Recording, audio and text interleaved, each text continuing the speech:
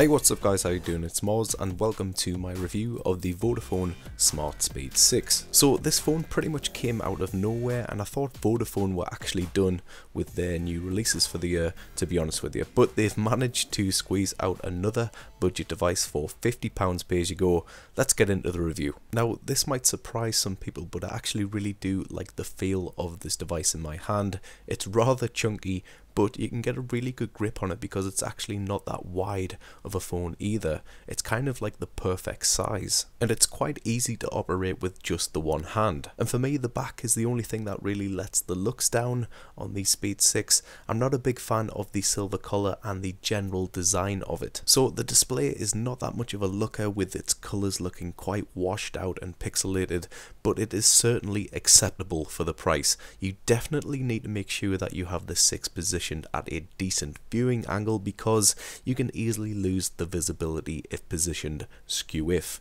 What is good, however, is the display size, which is 4.5 inches, not too big, not too small. Well, it was running the latest OS up until very recently, but honestly it really does give you everything and more, which is excellent.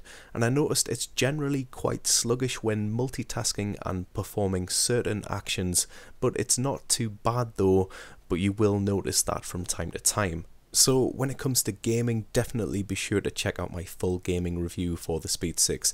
But in a nutshell, the graphics aren't up to much and the frame rate can dip at times with higher intensive games. But if you're going to play something like Crossy Road, a very simple game, no problem at all. And when it comes to playing YouTube videos, it's limited at 480p. But you can actually get some pretty tasty video out of it anyway, so it depends on what kind of video you're watching really, but for the most part, if it was recorded properly, it's going to look okay on the Smart Speed 6. And the audio quality you're going to be getting from the 6 isn't the best. It's quite tinny, lacks a lot of warmth.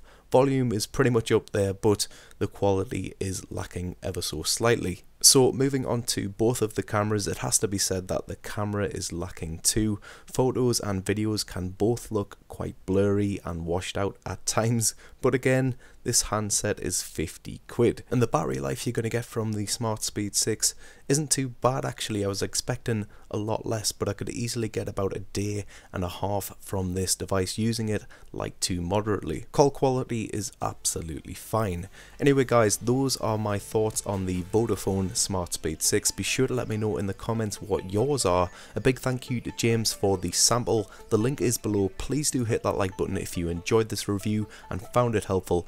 That would really be awesome of you. Thanks for watching and I'll talk to you in the next one.